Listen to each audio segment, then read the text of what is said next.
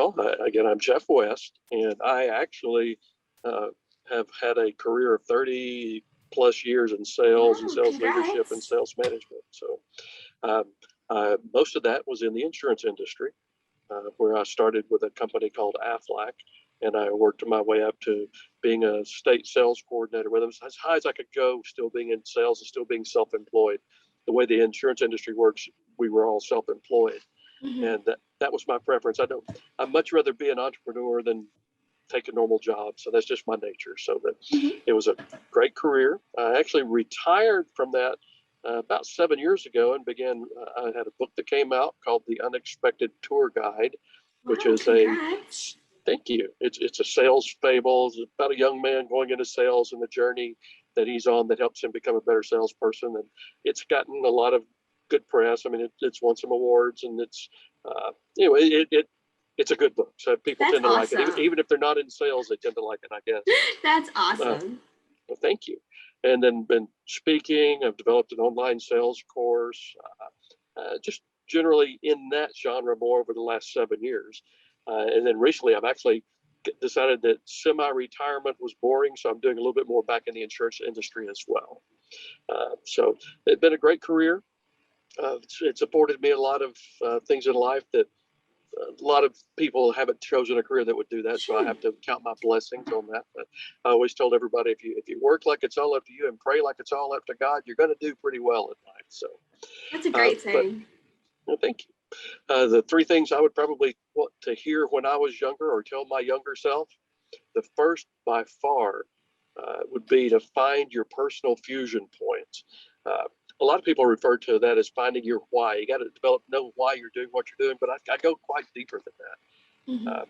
That the fusion point is something where you have such a connection between whatever your most positive emotional response is, whether it be your children or your family or something about what you're doing, why it means so much to you that you do it. When you combine that positive emotional response with your logical plan on how to get the job done, what it does, it creates a fusion inside you with what you're doing that you can't quit. And for me, that was my children. My children were very young when I started in sales, especially working for myself. And I had to do whatever it took to protect them and make sure they had a good life. And when I would get out making sales calls or doing anything, even if it didn't go exactly correct, I would have a picture of them in front of me all the time. And that kept me going, even if my day wasn't going well. And it made it where I just couldn't quit what I was doing. And so that's the first thing is you got to find that fusion point for yourself. The second thing I would tell my younger self is that you have to really get a clear picture of how your client's life is going to be better when they're doing what you're asking them to do, whether it's doing Hmm. business with you or a service or a product you're providing.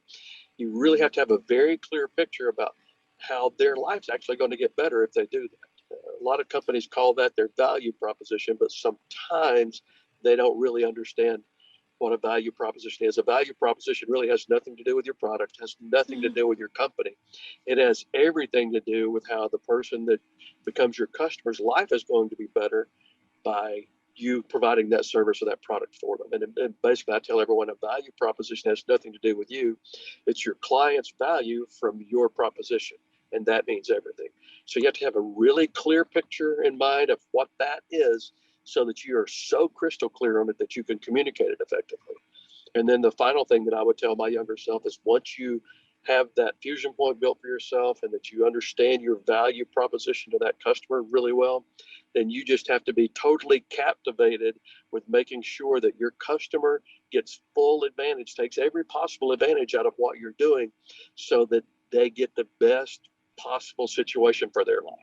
And if you can, and I use the word captivated on purpose because captivated oftentimes has more of a romantic thing about it. Hmm. Yeah. When you meet that special person, you just become captivated. You want to be around them. You want to make sure everything is wonderful for them.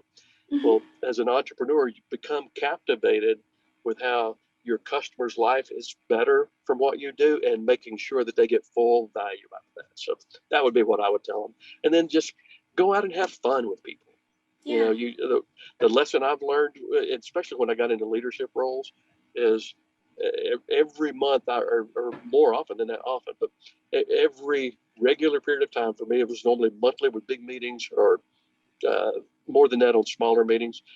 But have teach your people something every single time you're with them.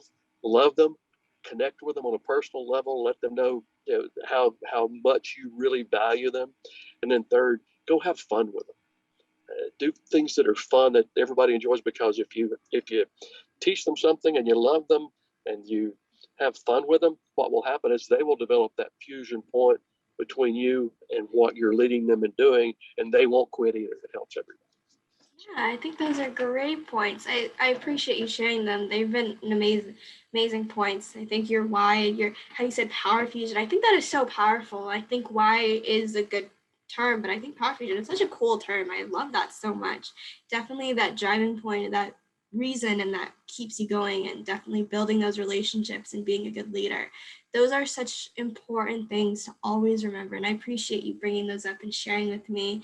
Is there anything else that you'd kind of like to throw out there? I think you've shared so many amazing points. I probably already told you more than I know. I think writing a book makes a decent amount of knowledge. I would not know where to start if I wanted to write a book. I think that alone is so cool. Well, start with something that means a whole lot to you. Make something that's just really down inside you, and then do that. In my case, I'd been in sales for a long time, and I knew I was starting to transition out of the leadership role that I was in. But I love stories that are fictional, and it's about people taking a journey. If you send me your email, I've got your email address on my thing. I'll send you a free copy of mine, and you can read it. And again, it's a sales fable, but the story is really, really neat. So. Yeah, that sounds amazing. I would love to read it. Even if you don't reach out, I will definitely look that up and I will start reading that, and I will let you know how I think. But I think that sounds amazing. I love those kind of stories too. I love the more fictional stories, but definitely that journey and that positive journey of the sales. I think that is so cool. And I think that is so cool that you wrote a book. I think that in general is just such an amazing accomplishment. Well, thank you for your kind words. Of course. Well, thank you so much for taking the time with me and talking with me. I really appreciate it. I've definitely learned a lot of great things that I can help in my future. So I appreciate you taking the time today. It's been awesome. My pleasure. Very nice to meet you. Nice to meet you too. Have a great day. You too. Bye-bye. Bye.